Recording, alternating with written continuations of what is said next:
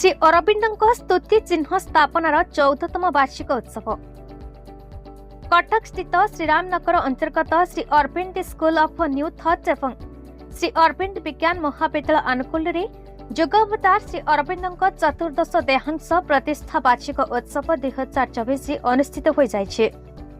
अनुष्ठान प्राण प्रतिष्ठात्री सुश्री बासंती लेंका सभापतित्व संपादक महोदय श्रीयुक्त कुलमणि दास वार्षिक विवरणी पाठ करते। पूर्वतन विधायक मान्यवर श्रीयुक्त प्रभात रंजन विश्वाल मुख्य अतिथि भाव जोगदे शिक्षा शिक्षायतन एवं शिक्षकों भूमिका संपर्क में गभीर रेखापात करते। मुख्य वक्ता गोवर्धन पीठर आदित्य वाहिनी मुख्य पंडित मातृप्रदास मिश्र गुरुकुल आश्रम शिष्य मान बौद्धिक विकास एवं आध्यात्मिक चैतन्य उदयर आलोकपात करते। सम्मानित अतिथि श्रीयुक्त प्रसाद त्रिपाठी श्री अरविंदों सिद्धि और साधना द्वारा अनुप्राणित होगापी सत उपदेश देते। सम्मानित अतिथि श्रीयुक्त बडू पृथ्वी वक्षरे भारत विश्व गुरुर प्रतिष्ठा स्थिर निश्चित संपर्क में मत व्यक्त करते। सम्मानित अतिथि श्री अरविंद आश्रम आजीवन सदस्य श्रीयुक्त अनादिचरण स्वाई एक सुदृढ़ सशक्त भारत गठन करने छात्र छात्री मान भूमिका अपरिहार्य बोली आशीर्वचन प्रदान करते। उक्त सभारे पंडिचेरी स्थित श्री अरविंद आश्रम आजीवन सदस्य श्रीयुक्त जनार्दन रेड्डी महोदय उर्मिला अपा योगदान करते। उक्त अनुष्ठान संस्कृत अध्यापक श्रीयुक्त राजीव नंद स्वागत भाषण सह सभा कार्य को परिचालना करते। अनुष्ठान अध्यक्ष महोदय श्रीयुक्त उमाकांत साहू धन्यवाद अर्पण करते।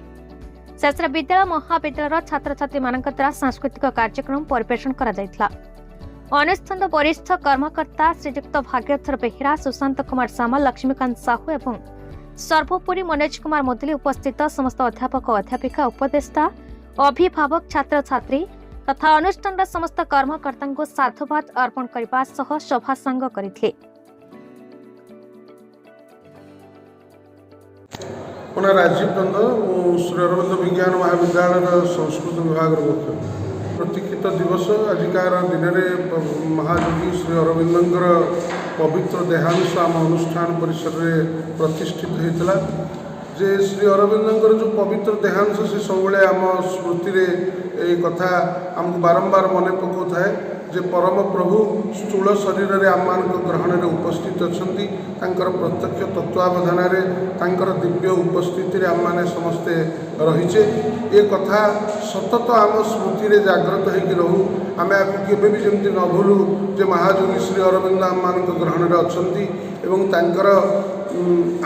आशीर्वाद अनुष्ठान चली से प्रत्यक्ष भाव रहीकि आमको मार्गदर्शन दौरान ये कथा को मन पकड़ापी उत्सव आम परिपालन करते ये आशीर्वचन दू ये अनुष्ठान कौन साधारण अनुष्ठान नुह ये अनुष्ठान में जो मैंने पढ़ुंट से धरणर अनुष्ठान में अध्ययन करेंगे अनुष्ठान से प्रयोगशाला हम समस्ते माँ श्री अरविंदर आदर्श Shri Aurobindo science higher secondary school आज 14तम वार्षिक उत्सव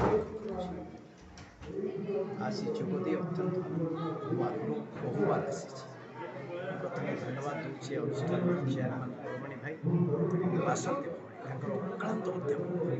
अक्लांत परिश्रम छुआ लेवे सुता लेवे अठा लेवे 1919 महाविद्या परठार देखी अनुष्ठान श्रीमान श्री अरविंद आशीर्वाद अनुष्ठान यथेष्ट आगे आज 14तम वार्षिक उत्सव जोगदे आज मो सहित संपूर्ण वीडियो ये अनुष्ठान श्रद्धार छात्र न्याय पातु समस्त श्रृंखलित हूँ सुस्थ समाज गठन ये छात्र छात्री सब अनुष्ठान बाहर दरकार जाऊ ये अनुष्ठान जाऊ जो भाव में अन्य मान आदर्श प्रत्येक वर्ष जो गोटे वार्षिक उत्सव पालन कराए से प्रकार चतुर्दश किंतु तार स्वतंत्रता हूँ वार्षिक उत्सव में आम स्मरण करूँ अनुष्ठान गुरुत्व कहीं अनुष्ठान गढ़ाई अनुष्ठान केवल एक शिक्षानुष्ठान आप आउ कि उद्देश्य अच्छी वास्तविक आध्यात्मिक अनुष्ठान शिक्षा केन्द्र होता शिक्षा केन्द्र में आध्यात्मिक अनुष्ठान मूलतः एक आध्यात्मिक अनुष्ठान जो आध्यात्मिक प्रभाव आम छात्र छात्री मान देवाई चेष्टा करूँ जो प्रभाव की समाज कौन समस्या को दूर कर आमर जिते शिक्षा ग्रहण कले ଯେତେ ପ୍ରକାର ସାମର୍ଥ୍ୟ ଅର୍ଜନ କରନ୍ତୁ, ବୈଜ୍ଞାନିକ ସାମର୍ଥ୍ୟ ହଉ, ଶିକ୍ଷା ସାମର୍ଥ୍ୟ ହଉ, ସାଂସ୍କୃତିକ ସାମର୍ଥ୍ୟ ହଉ, ଯେତେ ସାମର୍ଥ୍ୟ ଅର୍ଜନ କଲେ ମଧ୍ୟ ଆଧ୍ୟାତ୍ମିକ ସାମର୍ଥ୍ୟ ତଳେ ସମସ୍ତେ, କାରଣ ସେ ସମସ୍ତେ ଆଧ୍ୟାତ୍ମିକ ସାମର୍ଥ୍ୟ ଭିତରେ। ଆମେ ଯଦି ସେଇଭଳି ଶିଶୁମାନଙ୍କୁ ସମାଜରେ ଛାଡ଼ିବା, ଯେଉଁମାନେ କି ଭବିଷ୍ୟତରେ ଏକ ଆଧ୍ୟାତ୍ମିକ ପ୍ରେରଣା ଥାଇ କାମ କରିବେ, ସେ ଯେକୌଣସି ପଦରେ ରହନ୍ତୁ ପଛେ। କାହିଁକିନା ଆମେ ଦେଖୁଛୁ ଯେଉଁମାନେ ଅତୀତରେ ଖୁବ୍ ଭଲ ପାଠ ପଢ଼ି ଖୁବ୍ ଉଚ୍ଚ ପଦରେ ଅଧିକାରୀ ସମାଜରେ ଅଛନ୍ତି, ପରବର୍ତ୍ତୀ ଅବସ୍ଥାରେ କି ବିକଳ ଅବସ୍ଥା ସେମାନଙ୍କର ହେଉଛି। ପ୍ରତ୍ୟେକ ଦିନ ଆପଣମାନଙ୍କ ଖବରକାଗଜମାନଙ୍କରେ ବାହାରୁଛି କେତେ କିଏ ଦୁର୍ନୀତି, ପିଲାମାନେ ବିଶ୍ୱାସ କରନ୍ତି। ସମସ୍ତେ ବିଶ୍ୱାସ କରିବା ଉଚିତ ଯେ ବାସ୍ତବିକ ଆମେ ହତାଶ ହେଇଯିବା କଥା ନୁହେଁ। ଅନ୍ଧକାର ଯେତେ ଗଭୀର ହଉ, ଯେତେ ଘନ ଅନ୍ଧକାର ହଉ ପଛେ, ସୂର୍ଯ୍ୟୋଦୟ ଆସିବ ହିଁ ଆସିବ।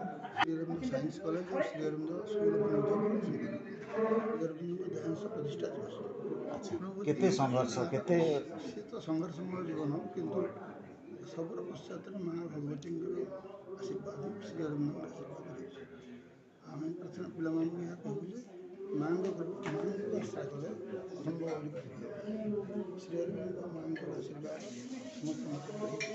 ଆଉ ମା ଶ୍ରୀଅରବିନ୍ଦ ଯେଉଁ ନୂଆ ଯୁଗ 1900 ଗଠନ କରିବାକୁ ଚାହୁଁଛନ୍ତି, ତା ପଶ୍ଚାତରେ ଅତିମାନ ସମାଜ କାର୍ଯ୍ୟ କରୁଛି। ଆଉ ସେଇ ଶକ୍ତିକି ଆହ୍ୱାନ କରୁ, ସେଇ ଶକ୍ତିର ସ୍ୱରୂପ ହେଉଛନ୍ତି ମା ଶ୍ରୀଅରବିନ୍ଦ।